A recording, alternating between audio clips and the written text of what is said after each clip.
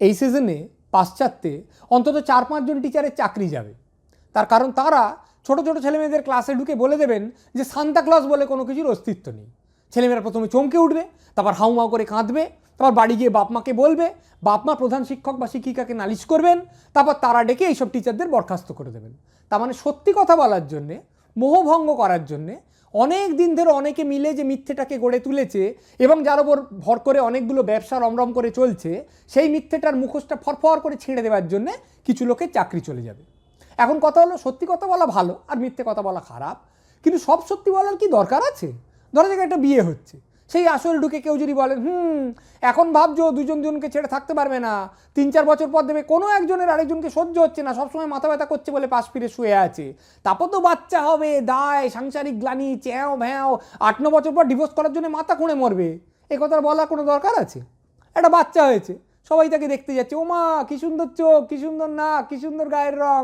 একজন যদি বলে হ্যাঁ সুন্দর, কিন্তু 70-80 জোর 90 বছর, তারপর তো এই জিনিসটা শেষ হয়ে যাবে, তাহলে এখন থেকে একে নিয়ে আদিক্ষেতা করার দরকার কি?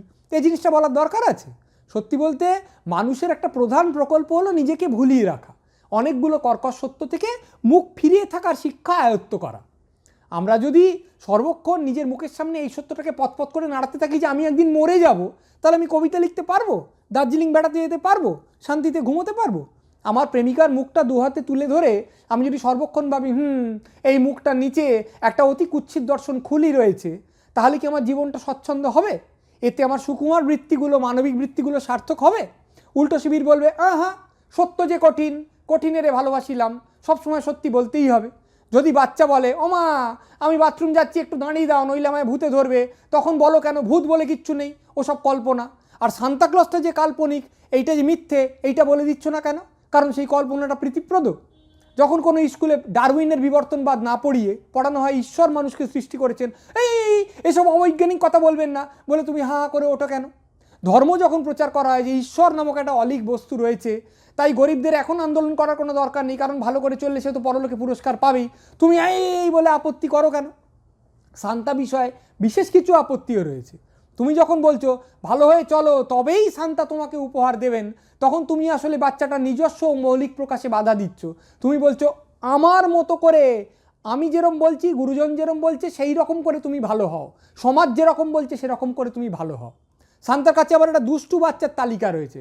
তুমি কি বলছো, দেখো সান্তা কিন্তু তোমার উপর সবসময় নজর রাখছেন, তুমি যখন ভাবছো ব্যক্তিগত নিবৃত মুহূর্ত কেউ দেখছে না, তখনও সান্তা তোমাকে দেখছেন, অর্থাৎ big brother is watching you. তিনি যদি দেখেন যে তুমি কোনো খারাপ কাজ করছো, দুষ্টু বাচ্চার তালিকায় তোমার নাম উঠে যাবে।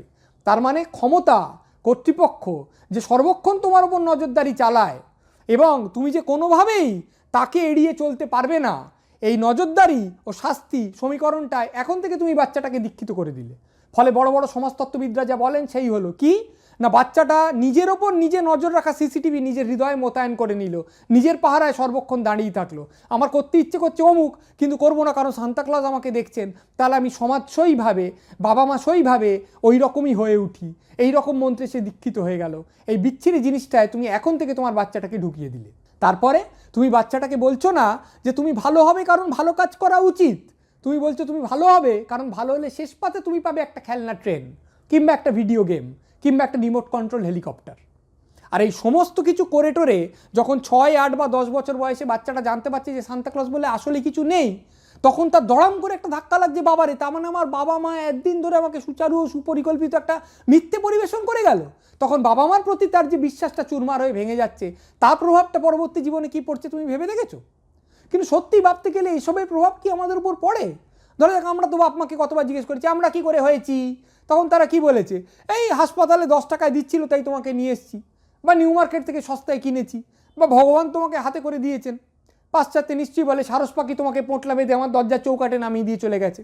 পরে আমরা যখন জানতে পারি আমরা ওইভাবে হইনি, অন্যভাবে হয়েছি, একটা প্রকাণ্ড শক লাগে বটে, হ্যাঁ আমার বাবা মা এরম করেছে ইত্যাদি, কিন্তু আমরা কি বাবা মাকে সেই জন্য ক্ষমা করি না? সেই জন্য কি আমাদের হৃদয়ে বিরাট একটা চিড় বা ফাট সর্বক্ষণ থাকে? তা তো মনে হয় না। পরে কি আমরা বলি না বাবার অসুখ করেছে, বাবা বুড়ো হয়েছে, তবু আমি তাকে হাসপাতালে নিয়ে যাব না, কারণ সে আমাকে বলেনি আমি কি করে হয়েছিলাম, সে আমাকে বলেনি যে সান্তাক্লজ আসলে নেই, সেটা একটা কল্পনা। এসব তো আমরা বলি না। আসলে সত্যি মিথ্যে মিলিয়ে মিশিয়ে আমরা জীবনটাকে একরকম করে সহনীয় করে নিই, এই হচ্ছে আসল ব্যাপার। কিন্তু তাহলে সত্যি কথা বলার জন্য কিছু লোকের যে চাকরি খেয়ে নেওয়া হলো, এটা কি ঠিক? না। তাহলে কি হবে? কি আবার হবে? স্কুলের প্রিন্সিপাল ক্লাসে গিয়ে বলবেন, দেখো বাবু, সান্তাক্লজ সত্যি না বানানো এটা প্রধান প্রশ্নই নয়। প্রধান প্রশ্ন হচ্ছে সান্তাকে নিয়ে তুমি আনন্দ করতে পারছো কিনা।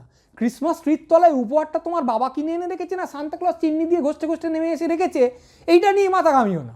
মাথা ঘামাও উপহারটা কি, উপহারটা পেয়ে তুমি আনন্দিত হয়েছে কিনা এইটা নিয়ে। দেখো প্রাচ্যে কোনো ছেলে মেয়ে মা দুর্গা সত্যি সত্যি পঞ্চমীর দিন বাপের বাড়িতে চেক ইন করলেন কিনা আর দশমীর দিন প্লেনে বা ট্রেনে চড়ে বেরিয়ে গেলেন কিনা এটা নিয়ে মাথা ঘামায় না।